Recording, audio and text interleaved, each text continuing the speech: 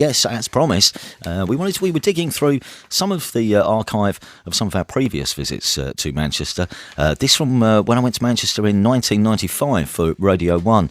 It wasn't the first time that I'd been for this particular event. My first time that I covered a festival sort of convention called In the City, which was started by the late Tony Wilson and Yvette Livesey. It was a great thing. It's sadly missed, I think, these days. But In the City started, I think the first year I covered it as a freelancer for the evening session presented by Mark Goodyear. But by 95, I was sent up there to report on various bands and interview anyone that we could find who was taking part. And we managed to land an interview with Bill Drummond and Jimmy Cauty, who were there to present a short talk, really, on the extraordinary event that was them burning £1 million on the Isle of Jura. The burning of the £1 million had taken place in August 1994. This, though, as I say, from the In the City seminar the following year in 1995. It's the KLF and the £1 million. This is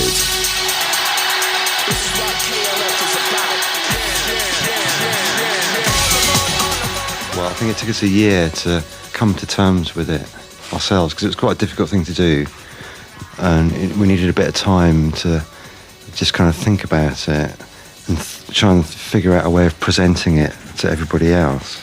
Did you actually have some sort of real feelings of come down? There is a big hole. It's like if you do anything, I'm sure, even if you do your show, there's a bit after you do this show, it's like, oh, what now? You know, you've been speaking to all these people. I mean, do you go down the pub? You know, it's like that empty bit afterwards. And obviously this is the biggest thing, in some ways, that we've ever done. So we had the biggest bit after.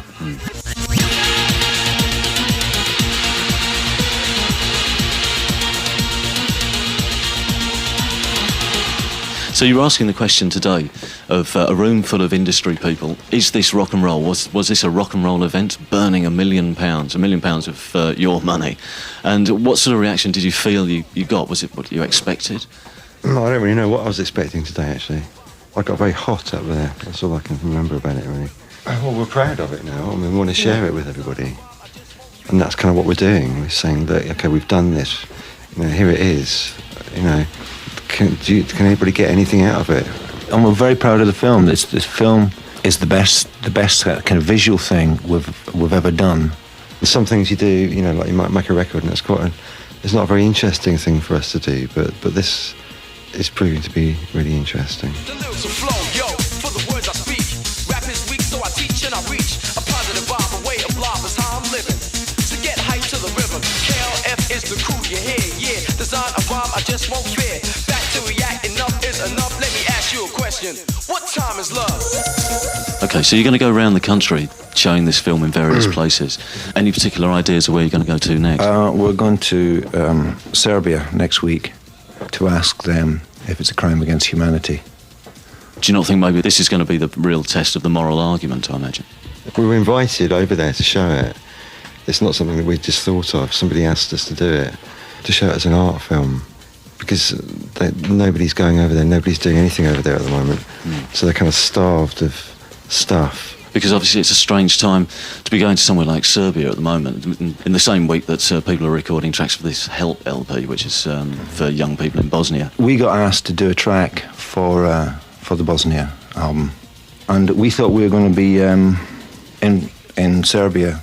And then for some reason, we decided that maybe we should do a track. We actually tried to phone you last night, because what we needed a lot of fans of Robbie, ex of Take That. And I'm sure your listeners aren't made up of Robbie fans, but there might have been some there. And in actual fact, the track evolved in a completely different other way. So the upshot is that you've recorded a track for Help? Yeah, Robbie was going to be on the track, but Robbie is in actual fact on holiday with his mum in Turkey. Can you tell us anything about it at all? It's a novelty record, which is something we're good at.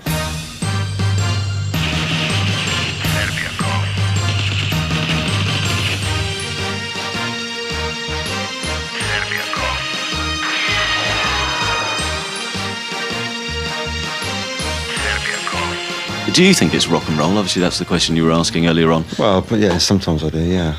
Is there anything you compare it to in terms of sort of any rock and roll precedent set that you'd like it to be like? Well, nailing yourself to a tree we thought of today. would be a similar type of thing, or driving your car into a swimming pool. But it's better than those things. Yeah. It's better than throwing TVs out a window. It's better than all that. You know, the Keith Moon thing of driving your Rolls Royce into the swimming pool. And that has always lived with me as like an ultimate rock and roll thing to do.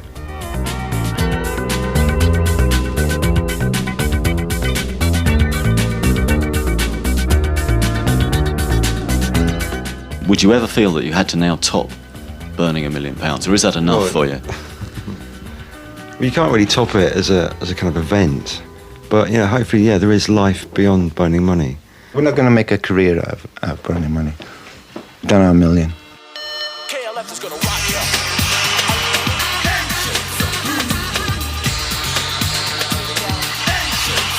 KLF is gonna rock ya. KLF is gonna rock ya.